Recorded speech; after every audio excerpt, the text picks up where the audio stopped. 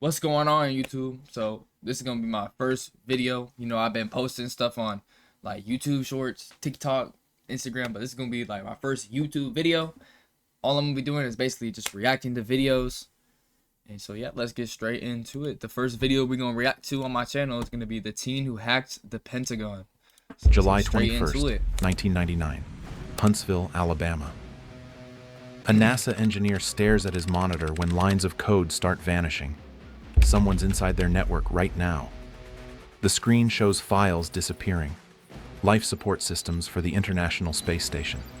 For 21 days, NASA keeps critical systems offline, while the International Space Station orbits without support. But NASA isn't the only target. At the Pentagon, classified emails are being siphoned. Nuclear defense protocols, downloading, military passwords, This dude's downloading nuke files, bro. Hey, this teenager must be coming different, bro. Hey, cause I don't understand how any like hacking and stuff works, but this dude gotta be a genius, bro. Any a teenager, he probably has no clue what he's doing. He thinking he not finna get caught. I guarantee he gets caught in this video, but we about to find out. captured. But the attacker made one amateur mistake. He logged in from his home IP. The FBI traces it to a residential address in Miami. Agents gear up, expecting a foreign operative, a terrorist cell. They kick down the door to find a 15-year-old kid in his pajamas, still. Yeah, bro, this is what I'm talking about. Dude just on his computer, he think it's all fun and games, hacking on the computer. He don't even know FBI at his door. He probably gonna go to jail for like 30 years. I don't think he's gonna get life because he's 15, but he had no clue what was coming. At his computer. Who was this teenager? And how did he breach the Pentagon? Jonathan James discovered computers at age 6 when his programmer Yeah, bro, come on, look at him. Yeah, hey, he had no clue what he was doing for real. father brought home a Gateway PC in 1989. Within months, the kid had memorized every menu, beaten every game, and started asking questions his dad couldn't answer. By age Oh, so he was just a genius. Okay. So this kid was just like the weirdo kid, the geek, just like the genius kid that's over here on the computer coding and shit.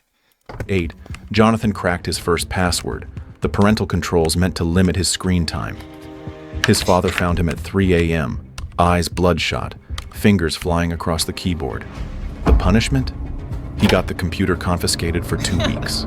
But Jonathan's response changed everything. He broke into Palmetto Middle School's grading system. I felt him though. Back when I was a kid, my parents tried to give me screen time too. I used to get mad as fuck, bro. I used to get mad as fuck. The screen time, if I could hack through that thing, I would have too, bro. I felt him on that. I definitely felt him on that. Changed his C in math to an A. All right, so look, yep, this is the first sign of like he doing some crazy shit. He doing some crazy shit. His parents think he just on the PC playing the game, bro. And now he's going into the school files. He changing his grades, bro. Printed the modified report card and slid it across the dinner table. "Give me back my computer," he said, "and my grades stay perfect." His mother's fork stopped midair. His father recognized the code on the printout, SQL injection, a technique most programmers didn't master until college. Their kid had just executed digital blackmail. They returned his computer that night. Online, Jonathan became a comrade. No profile picture, no personal details, just raw skill that made veteran hackers take notice.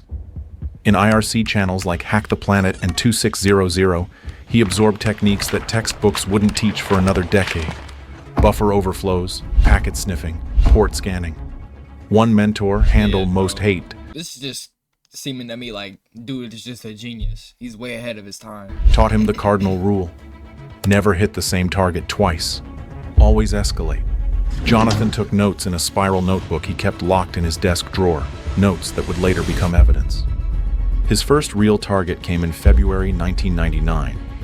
Bell South, the telecom giant serving 22 million customers across 9. I feel like you have this skill and he's hacking stuff, but like, what is even the point? Like, are you getting money out of this? Like, obviously so far he hasn't gotten any money out of this, but like, you're just like hacking shit just because you can do it, or like, is he gonna get some money out of this or something? Like, I can't see no real reason of doing this, like, unless I get a benefit. Right now he doing this for no benefit. States. Jonathan scanned their network for 3 nights straight. found an unpatched Solaris server running an outdated version of SendMail, and slipped inside. He navigated through customer databases, billing systems, internal emails. The company's entire southeastern communications infrastructure spread before him like an unguarded city. He downloaded nothing, changed nothing, left no trace except a single line in a log file that administrators wouldn't notice for 8 months. The penetration lasted 4 hours. Jonathan called it practice. So he just getting in, hacking their websites just to show them he can. So that's how he moving, bro. He just doing it because he can. No benefit. But practice for what? It's crazy. At 15, Jonathan had already breached a Fortune 500. Bro, when I was 15, I was playing Fortnite. I was playing Fortnite, not hacking the CIA, FBI, or whatever the freak he about to hack, bro. He's just different. Company that handled communications for millions. School felt pointless. Why study calculus when you could reprogram reality? His bedroom walls displayed no posters of athletes or musicians, just printouts of network diagrams and assembly code. Yeah, bro, like, if you're this dude's parents, you got a 15-year-old kid, you walking in his room and you seeing notes on, like, programming and stuff, like, do you get, like, the signs that he doing something weird, or, like, you're just like, hey, kiddo, keep going with what you're doing? I feel like if my kid was, like, I wouldn't even know how to react. Honestly, I wouldn't know how to react. While classmates worried about driver's permits, Jonathan studied declassified NSA documents about TEM/PEST shielding and Van Eck phreaking. He wasn't collecting baseball cards, he was collecting zero-day exploits. And late one June night, hunched over his custom-built Linux machine, he found the ultimate collector's item, an unsecured server with a .gov domain. The IP traced to Huntsville, Alabama. He didn't know it yet, but he'd just discovered NASA's front door. Would he try the handle? What would he find behind it? June 29th, 1999. Jonathan's scanner returned an IP address, 192.76.91.54. The reverse DNS lookup showed a weird domain, nasomp3.msfc.nasa.gov, Marshall Space Flight Center. His pulse jumped. NASA. The agency that put humans on the moon ran Yeah, but like, again, you get this stuff, like, what are you even getting from hacking this? Like, he's not getting money, so he's like, what, information? Bro, you're a 15-year-old kid.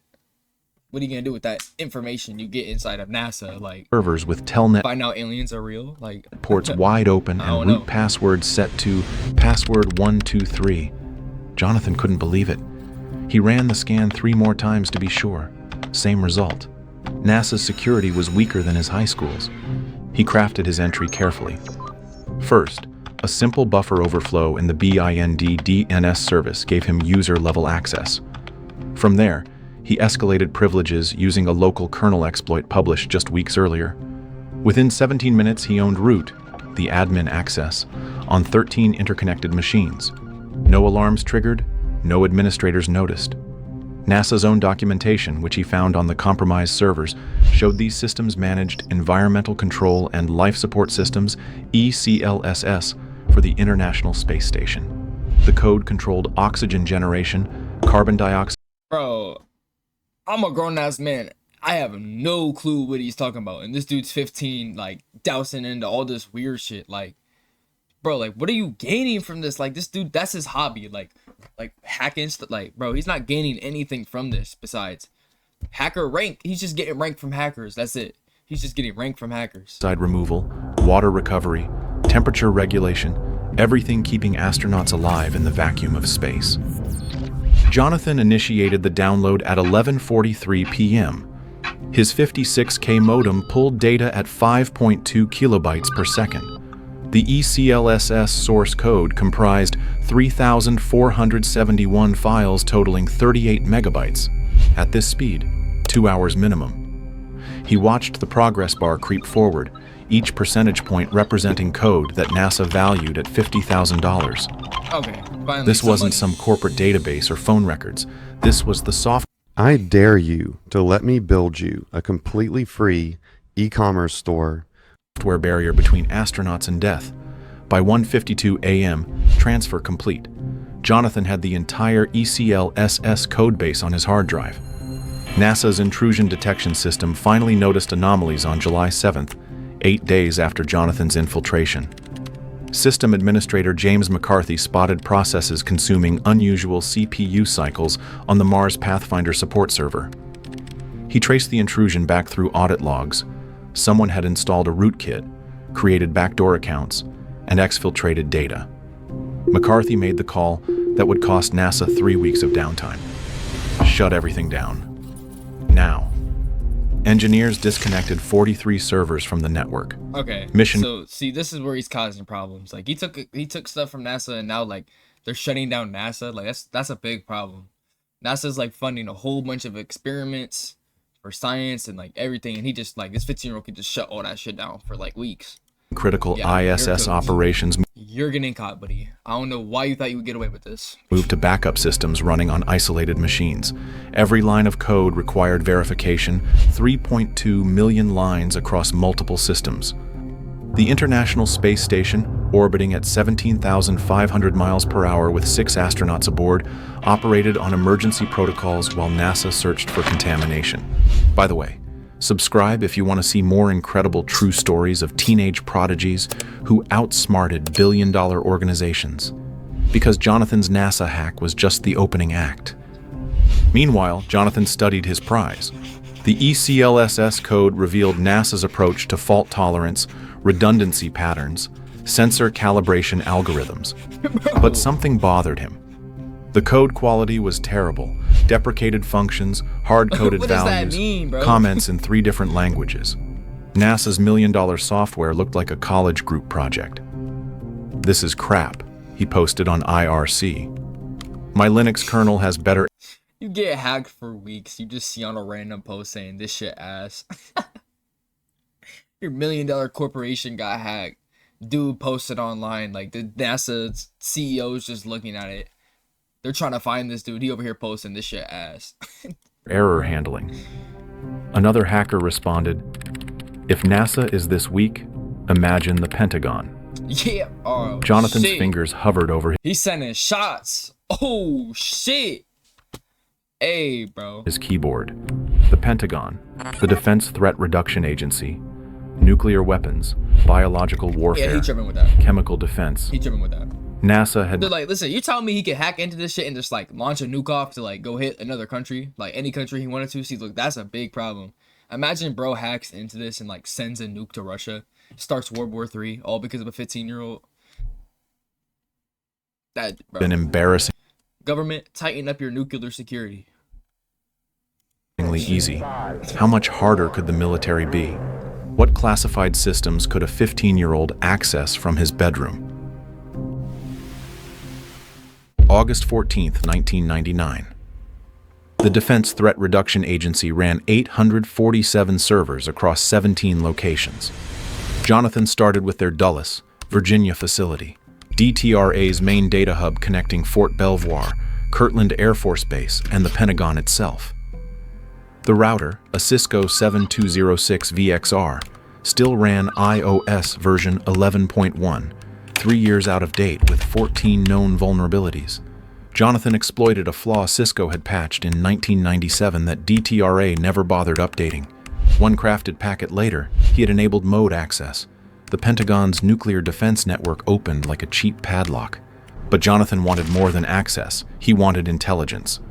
On August 19th, he deployed a custom packet... Like, dude's doing all this just to know all the secrets. Like, I felt for him a little bit, but like, is it really worth it? Like, is it worth going to jail the rest of your life just to see what's going on, you know? Maybe if you like posted about it and like you just a crash dummy, you hack in, you figure out all the secret services, all their hidden secrets, and you post it online, but like so everyone can see it. But like you doing that and only you knowing the secrets and then getting locked up the rest of your life, like there's no point in that, bro. There's no point in that. At least leak what you know, you know? Sniffer across DTRA's network backbone. Every data packet flowing through the Dulles router now copied itself to Jonathan's server. Email from defense.gov addresses. Login credentials for SIPR workstations. Classified memos about Y2K preparations for nuclear command systems. In 4 weeks, his sniffer captured 3,312 emails, 1,879 unique passwords, and 19 user accounts belonging to active military personnel, including Major Thomas Daniels, Lieutenant Colonel Patricia Hayes, and civilian contractor Michael Resinoff. Jonathan now possessed login credentials for computers inside the Pentagon's E-ring, the innermost corridor where Joint Chiefs planned America's defense strategy. Like, and the crazy part is he's making it seem like this shit easy. He talking about, like, he got into it and it was easy. Like, this took him no effort. I know this was back in 1999, but this is like, could someone do this today? You know, like, I bet somebody could if they really wanted to, but like, no, never mind. I don't think it would be easy today. We've advanced so much since the 1999, like, with the internet and stuff. Like, there's no way somebody could do that today. September 3rd, 1999. Jonathan logged into Major Daniel's workstation using captured credentials. The desktop contained 1,247 files, threat assessments for North Korean missile capabilities, contingency plans for biological attacks on major cities, communication protocols for nuclear submarine commanders. One folder, labeled Operation Dragon Tempest, detailed cyber warfare strategies against China's military networks, ironically discussing vulnerabilities similar to those Jonathan just exploited. He read deployment schedules for chemical weapon response teams, satellite surveillance tasking orders for Iraq, briefings about Russian nuclear stockpile security that even Congress hadn't seen. A 15-year-old in Miami knew more about America's defense posture than most generals. The most sensitive find came on September 18th. Yeah, but like, again, like, what's the point of all this? You just threw away your life, or not your whole life, but like, I'm guessing like good 20, 30 years of your life just to know information. Like, you're not even doing anything with this information unless something happened in this video. Email threads between DTRA, Director Jay Davis, and Secretary of Defense William Cohen discussing the agency's $298 million budget for cooperative threat reduction, the program securing loose nuclear weapons in former Soviet states. The emails contain locations of vulnerable warhead storage facilities in Kazakhstan, transport schedules for weapons-grade uranium from Ukraine, names of Russian scientists being recruited to prevent them from selling expertise to Iran. Jonathan read about Operation Sapphire, where America secretly airlifted 600 kilograms of weapons-grade uranium from Kazakhstan to prevent theft. These weren't historical documents. They described operations happening right now, while Jonathan watched from his bedroom. Yet Jonathan... Like I said, like, this is cool and all, knowing, like, the one friend, like, you just, like, at school, and just one weird friend in the side. Like, not even a friend, but, like, just a weird kid's like, I know what's going on with the U.S. I know something you don't know. And you just look at him like, bro, shut your lame ass up. But, like, bro, he probably really know what's going on. But, like, being, like, a regular kid, and you just have this kid in the back that's like, oh, hacky. Bro, you don't know what you're talking about. Shut your lame ass up. Never sold... The whole time, dude knows what he's talking about. Leaked, or weaponized this information. He created a folder called Pentagon Trophies and locked it with 256-bit encryption. On his IRC channel, he bragged obliquely, I could start World War III with what I know. That's what I'm saying. Like, bro, this kid really could have started World War III. You know what I'm saying? He, like, give away the nuke location, set off a nuke with the shit. I don't know how he could do it, but he could have did it. Another hacker challenged him to prove it. Jonathan posted a single sentence from a classified memo, redacting everything except the classification marking. Dude, this is where they get caught because they want to prove who's the better hacker. Like, bro, that's the dumbest shit you could do, bro. You're hacking into NASA. You're hacking into the Pentagon. You're finding nuke files. What do you have to prove? I guarantee the hacker that challenged you, bro, he just rage baiting your ass, bro. He ain't got no rank like that. Promise you. TS/SI/NoForeign//Orcon. Top secret. Special intelligence. No foreign nationals. Originator controlled. The channel went silent. Everyone understood. Comrade had penetrated the highest levels of American defense. But how long could a teenager keep such dangerous secrets? Who else might be watching these same networks? October 29th, 1999. DTRA. Security analyst Rebecca Foster noticed data anomalies in the Dulles router logs. Subtle but consistent patterns suggesting packet duplication. She ran a trace. Someone had been siphoning their entire data stream for 10 weeks. Foster's report triggered Flashpoint Alpha, the Pentagon's highest cybersecurity alert. Within hours, investigators from the Air Force Office of Special You're cooks, buddy. All because you wanted to prove another hacker wrong. Investigations, Naval Criminal Investigative Service, and FBI Cyber Division converged on DTRA headquarters. The evidence suggested a sophisticated operation, custom malware, careful operational security, no obvious attribution markers. Russia's SVR, China's third department. And it's crazy, this kid could have grew up to do something really cool with his life. He has all those skills. He probably could have got hired for the government to hack into other governments and shit, in other countries. He could have had a crazy successful life, insanely crazy. But instead, he just wanted to hack shit. But here, bro, he low-key might, bro, people that like that at a young age, he probably did get hired. He's probably working in jail for the government right now. Iran's emerging cyber units, but nobody suggested checking Miami high schools. The investigation team, led by FBI Special Agent Mark Anderson, traced the intrusion through 17 proxy servers across 9 countries. Each hop deliberately chosen to frustrate legal jurisdiction, Russia to China to Brazil to Romania. But Jonathan made one mistake. He occasionally connected directly when testing exploits, believing brief connections wouldn't be logged. On November 14th, investigators found it. 3 seconds of direct connection from IP 24.93.40. And just like that, you're cooked, buddy. You're going straight to jail. You're cooked. 1.106. Whole time their parents are gonna be like, honey, why are the police here? Yeah, your son is a hacker that hacked into the Pentagon. Bro, if you're a parent, how do you even take that? How do you even take that your son hacked into the government? 6. Registered to Bell South. You thought your kid's an angel. You just think your kid's an angel. Customer Robert James of Pinecrest, Florida. Cross-referencing with NASA's investigation revealed the same IP accessing Marshall Space Flight Center systems in June. The ghost had a name, Jonathan James, age 16, student at South Miami Senior High School. December 8th, 1999.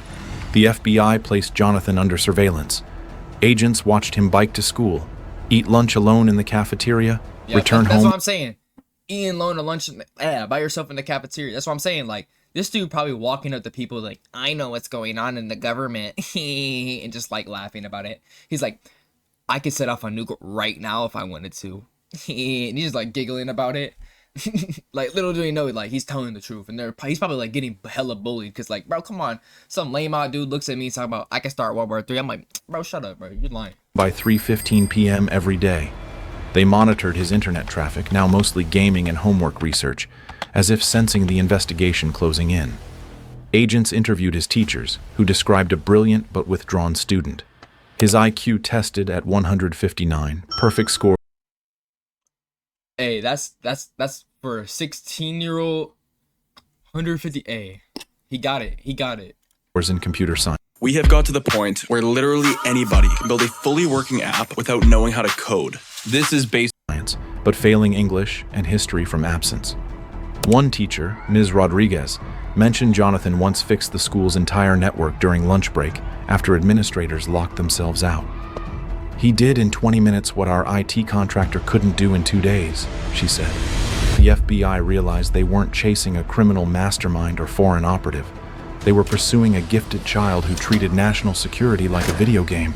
Yeah, that's what the I'm arrest saying. team assembled. At that age, you definitely, he doesn't understand the severity of what he's doing. He thinks it's a game. He's posting it about it on his little Telegram or whatever he got, making it a game and stuff. He definitely has no clue the real severity. On January 26, 2000 at 4:30 a.m. 15 agents, 3 local police units, and 1 cybercrime specialist from Carnegie Mellon University brought in to preserve digital evidence. They'd planned for armed resistance, elaborate security. Again, the parents are thinking they got the wrong address or something. It's my boy could never do this. Man. Systems and possible destruction of evidence. Instead, they found a suburban house with a broken porch light and newspapers piling up. Agent Anderson gave the signal at 5:47 a.m. The ram hit the door, unlocked. They rushed Jonathan's bedroom to find him exactly as expected, seated at his computer, headphones on, typing code. He didn't even hear them enter until Anderson tapped his shoulder. Bro. Jonathan turned around slowly, saw the guns and badges, and said simply, "I wondered when you'd show up." And then you're cooked. Wait, he said, "I wondered when you would show up." He knew this was coming? My bad, he's a G. He's an absolute G. Take back what I said. The evidence seizure lasted 4 hours. Agents cataloged 13 hard drives, 271 CD-ROMs, 44 floppy disks, 3 laptops, Like, I don't know what that stuff means. Like, that could be like some crazy shit, but like, I don't know what that 2 means. desktop towers, 1 Sharp Wizard OZ750 containing Do you know what a Sharp Wizard OZ157 is? If you do, you're a nerd. I'm sorry. encrypted password lists. Jonathan's password notebook, the spiral one from his desk drawer, contained handwritten details of 89 successful intrusions, including Ford Motor Company, Lockheed Martin, and the Miami-Dade School District. But the most damning evidence came from Jonathan himself. During interrogation, he provided a complete technical breakdown of his methods, He went in that room and got to spitting all his methods. Dang, bro. These grown-ups are probably in disbelief right now. He thinking he about to get out of jail, but nah, he's good. There's no walking way. agents through exploits. Wait, actually, they could like give him a deal, like, all right, you work for us, hack whoever we need you to hack, and then that's like a term, like, I'll reduce your sentence, or, you know, maybe you have house arrest or something, but didn't know existed. I doubt it. Agent Anderson later testified, "He taught us more about our vulnerabilities in 6 hours." Yeah, than see, like, they're saying, like, they taught more about the U.S., like, he probably got a job out of this. What am I saying? He probably got a job out of this. Security audits found in 6 years. Why did Jonathan confess so completely? What drove him to cooperate with the very system he'd humiliated? September 21st, 2000. The Southern District of Florida's federal courthouse in Miami. Jonathan stood before Judge Barry Garber wearing his father's oversized suit, looking younger than his 16 years. Assistant U.S. Attorney Christopher Clark presented the charges. 2 counts of juvenile computer crime carrying maximum sentences of 10 years each. The prosecution emphasized unprecedented factors. First minor to breach Department of Defense networks. Youngest person to access classified nuclear defense information.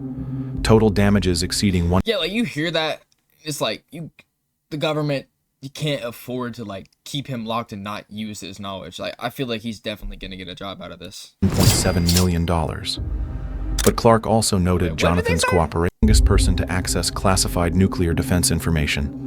Total damages exceeding $1.7 million. All right, like, that's the damages. Do you think he, like, I don't think he took in any of that money. Like, I don't think he made any money from this, which is crazy. It's crazy, like, he did all this, but I don't think he made any money from this, which, oh, that's insane. But Clark also noted Jonathan's cooperation. His confession prevented potentially years of investigation costing millions more. The courtroom held NASA engineers, DTRA officials, Jonathan's parents, and 3 teenagers from his computer science class who came to support their imprisoned folk hero. Judge Garber delivered a... Hey, and that's the kid from in school that's like, bro, you're capping on God. Bro, stop. You're capping. You're not doing this. And then he ends up getting booked at a freaking Congress court session for like 100 years. You just never see the friend again. You'd be like, yeah, he was telling the truth. Bro, that's insane. Sentence that would define cybercrime prosecution for the next decade. 6 months in federal juvenile detention, 3 years probation, banned from recreational computer use until age 18. 500 hours of community service teaching computer literacy to seniors, written apologies to NASA and the Department of Defense. But Garber added an... Hey, yeah, no, you got off on the craziest thing I've ever seen. 6 months in juvie. You gotta be so lucky you weren't 18, 19 when you did this, bro. Hey, because you got blessed. Straight up, you just got blessed. Unusual provision. Jonathan would brief federal security teams about his methods, essentially becoming an unwilling consultant to the agencies he'd violated. "You have a gift," Garber told Jonathan. Yep, see, that's what I was talking about. Like, a kid that comes through and does this at 15, like, you're definitely getting a job from the government. They can't afford to just lock your ass up. "That you chose to abuse. This sentence aims to redirect that gift toward constructive purposes." Yeah, yep, see. Jonathan's response surprised everyone. "I never meant to hurt anyone." I just wanted to prove it could be done. Federal Detention Center, Miami. Jonathan served his time in Cell Block J with 6 other juvenile offenders, drug dealers, car thieves, 1 attempted murderer. Like, bro, he's so much above their level, which is crazy. Want to strengthen your math and computer science skills? Try Brilliant. It's an effective and fun way to learn, built for the way your mind actually works. Every lesson is visual and interactive, so The hacker who Yeah, bro, like, what did you get locked up for? I stole some candy out of a convenience store. All right, how about you? I hacked the government. I had nuclear files. I could have had started World War III. Like, bro. breached the Pentagon couldn't check email. You know He what I'm taught saying? math to illiterate cellmates, fixed the guards' computers during supervised sessions, wrote 47,000 words He's a about social G. engineering and human vulnerability in networks. His essay, Trust Architecture, Why Humans Are Always the Weakest Link, became required reading at the NSA's National Cryptologic Now they're having him write books about this shit. Bro, he's a G. School. He's a G. Prison letters from his father contained coded messages in Pascal. Small programs that printed I love you when compiled. Jonathan saved everyone. Upon release on March 19, 2001, Jonathan faced a changed world. The dot-com bubble had burst. 9/11 was 6 months away, about to transform cybersecurity from curiosity to national priority. The Patriot Act would soon make his crimes federal terrorism charges. But Jonathan's immediate challenge was simpler: living without computers. He worked at Radio Shack, selling what's bro about to technology do he now? couldn't touch. Yeah, like, what is bro about to do for a hobby now? Like, when you're a kid like this, like, you're not just gonna, all right, let's hop on Call of Duty. Back, like, let's go hop on Call of Duty, or like, let's go out, let's go to some parties. Like, nah, he's not worried about that. Like, yeah, like they said, bro works at a radio hatch. Like, Customers occasionally recognized his name from news stories. Aren't you the kid who hacked NASA? He'd smile and change the subject. The story should end here. he got some pride. A in that. reformed hacker serves time, learns lesson, becomes productive citizen. But Jonathan James's tale has one more chapter. In 2007, when hackers breached TJX companies and stole 45 million credit card numbers, investigators immediately suspected Jonathan despite no evidence. The pressure, surveillance, and assumption of guilt triggered something. That's how you know you a problem, bro. When you so nice at something, they just automatically assume it was you. They think no one else could do this besides bro. Like, that means he was nice. On May He was really 18, nice. 2008, Jonathan James took his own life at age 24, leaving a note. I have no faith in the justice system. Perhaps my actions will send a stronger message to the public. The teenager who exposed America's digital vulnerabilities became a casualty of the very He killed himself. Brother, it's not that deep. Unless you, bro, it's never that deep, brother. It was never that deep where you had to kill yourself. I understand it, like, oh my god, but they had a real reason to believe it was you. They thought no one else could do this. Like, brother, you gotta know your history, bruh. You gotta know your history, bruh. Like, come on, bro. You can't kill yourself because of that. Like, you was so nice at something. You should be thinking that's a compliment. Like, instead, he thought, bro, he was sick of getting accused, I guess. But like, bro, system he You tried tripping. to improve You through tripping. disclosure. His legacy lives in every security patch, every penetration test, every recognition that a curious kid with a modem can topple giants. But there's one detail I haven't told you. Remember that Pentagon folder Jonathan encrypted? Pentagon trophies? The FBI never cracked it. Somewhere on a seized hard drive in an evidence locker sits classified defense information protected by a dead teenager's password. The agency that protects America's nuclear arsenal was outsmarted by a 15-year-old. And even in death, That's crazy, Jonathan bro. kept their secrets. His story would inspire a new generation of teenage hackers, each one younger and bolder than the last. 20 years yeah, no, I don't think there's a kid younger than 15 hacking the government, bro. later, another teenager would shock the world by hijacking the Twitter accounts of Barack Obama, Elon Musk, and Bill Gates simultaneously, while the entire internet watched. Tripping. His name was Graham Clark, but online they called him Plugwalk Joe. What was it? At just 17, He was 17, not 15. he pulled off the most audacious social media hack in history, Want to see how a kid from Tampa made the world's most That's a powerful cool people video, bro. That's some crazy video. Locking them up instead of utilize his talent for the greater good. One for example of lock. Yeah, that's what I'm saying. Like, I agree with that comment. Like, you should have gave him a job. Hopefully someone doesn't hack my. That's what I'm feeling like, bro. Yes. So I hope someone doesn't hack me and puts millions of dollars in my account. Please don't do that. No, please do that. Bro hacks NASA and the Pentagon. That's what I'm saying. Bro hacked NASA and the Pentagon before he could even crack a drink open or try, bro. But hey, y'all, thank you for watching. If you guys watched, man, drop a like in that comment. I'm gonna be dropping probably another video tonight, man. And thank y'all.